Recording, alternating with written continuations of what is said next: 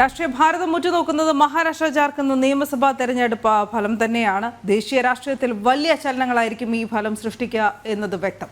വഖഫ് ഭേദഗതി ബിൽ ഉൾപ്പെടെയുള്ളവ ഈ പാർലമെന്റ് ശൈത്യകാല സമ്മേളനത്തിൽ പരിഗണിക്കുന്നുണ്ട്. 25-നാണ് സമ്മേളനം ആരംഭിക്കുക. ഇതിന് മുന്നോടിയായി 23-നായിരിക്കും ഈ നിർണായക തെരഞ്ഞെടുപ്പ് ഫലം വരുന്നതും. എന്തായാലും ഈ ഇരു സംസ്ഥാനങ്ങളിലും BJP സഖ്യം വൻ നേട്ടമുണ്ടാക്കുമെന്ന് കഴിഞ്ഞ ദിവസം പുറത്തുവന്ന എക്സിറ്റ് പോളുകൾ ഒരേ സ്വരത്തിൽ പ്രവചിക്കുന്നു. ഗൗതം അനന്തനാരായണൻ വിവരങ്ങളുമായി ചേരുന്നു. ഗൗതം, എന്തായാലും രണ്ട് സംസ്ഥാനങ്ങളിലും ഫലം ഏറെക്കുറെ വ്യക്തം എന്ന് വേണം. എല്ലാ സർവേ ഫലങ്ങളും ഒരുപോലെ വിരൽ ചൂണ്ടുന്നതിലേക്ക് നമുക്ക് മനസ്സിലാക്കാൻ കഴിയുന്നത് ഇനി ഫലത്തിനായുള്ള കാത്തിരിപ്പാണ്.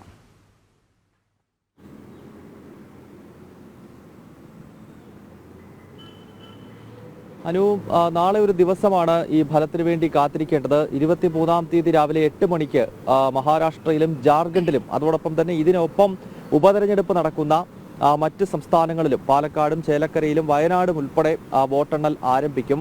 അതിനാൽ ആ ഒരു കാത്തിരിപ്പിലാണ് ഇപ്പോൾ ദേശീയ രാഷ്ട്രീയവും ഉള്ളത്. കാരണം വളരെ സുപ്രധാനമായ പാർലമെന്റിന്റെ ശൈത്യകാല സമ്മേളനം ആരംഭിക്കാൻ പോവുകയാണ്.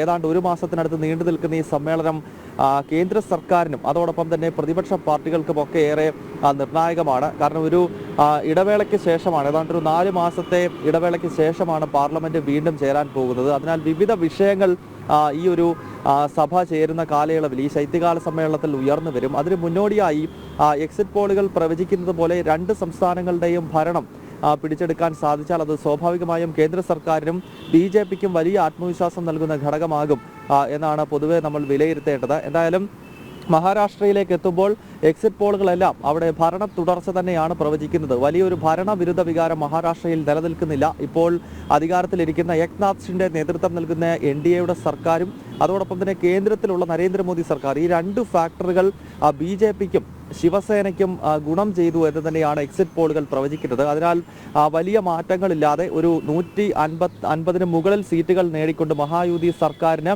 ഭരണ തുടർച്ചയാണ് എല്ലാ എക്സിറ്റ് പോളുകളും മഹാരാഷ്ട്രയിൽ പ്രവചിക്കുന്നത്. നേരത്തെ തെരഞ്ഞെടുപ്പിന്റെ പ്രചരണ ഘട്ടത്തിലും വലിയ മേൽക്കൈ നേടാൻ അവിടെ BJPക്കും ശിവസേനയ്ക്കും സാധിച്ചിരുന്നു എന്നത് ഒരു യാഥാർത്ഥ്യമാണ്. അതിനെ അടിവരയിടുന്ന തെരഞ്ഞെടുപ്പിന്റെ ഫലം എന്ന നിലയിലാണ് എക്സിറ്റ് പോളുകൾ ഇപ്പോൾ പ്രവചനം നടത്തുന്നത്. ജാർഖണ്ഡിലേക്ക് പോകുമ്പോൾ അവിടെ വലിയ അത്ഭുതങ്ങളില്ല. ജാർഖണ്ഡ് പൊതുവെ നമ്മൾ വിലയിരുത്തിയത് അവിടെ BJP അധികാരത്തിലേക്ക് തിരിച്ചെത്തും എന്നുള്ളതായിരുന്നു. കാരണം അധികാരത്തിൽ ഇരിക്കുന്ന സർക്കാരിനെതിരെ വലിയ അമർഷമുണ്ട്. പ്രത്യേകിച്ച് മുഖ്യമന്ത്രി ഹേമന്ത് സോറനും സോറന്റെ കുടുംബത്തിനുമെതിരെ പാളയത്തിൽ പട തന്നെ ശക്തമാണ്. ജാർഖണ്ഡ് മുക്തിമോർച്ചയിൽ തന്നെ ഹേമന്ത് സോറൻ അതോടൊപ്പം തന്നെ അദ്ദേഹത്തിന്റെ പത്നി കൽപ്പന സോറനൊക്കെ അമിതമായി പാർട്ടിയുടെ അധികാരം കൈപ്പിടിയിൽ ഒതുക്കുന്നു, മറ്റുള്ള ആളുകളെ മുഴുവൻ തഴയുന്നു എന്ന വികാരം ജാർഖണ്ഡ് മുക്തിമോർച്ചയിൽ തന്നെ ശക്തമായിരുന്നു. അതുകൂടാതെ സംസ്ഥാനത്തും സർക്കാരിനെതിരെ വലിയ ഭരണവിരുദ്ധ വികാരം അലയടിക്കുന്നുണ്ടായിരുന്നു. അതിനാൽ അവിടെ BJP ഒറ്റയ്ക്ക് കേവല ഭൂരിപക്ഷം നേടിക്കൊണ്ട് അധികാരത്തിലെത്തുമെന്നാണ് ഇപ്പോൾ എക്സിറ്റ് പോളുകൾ പ്രവചിച്ചിരിക്കുന്നത്. ഈ തെരഞ്ഞെടുപ്പ് കാലയളവിലെല്ലാം രാഷ്ട്രീയ നിരീക്ഷകരും അതുതന്നെ ആയിരുന്നു ചൂണ്ടിക്കാണിച്ചിരുന്നത്. ജാർഖണ്ഡിൽ ഒരു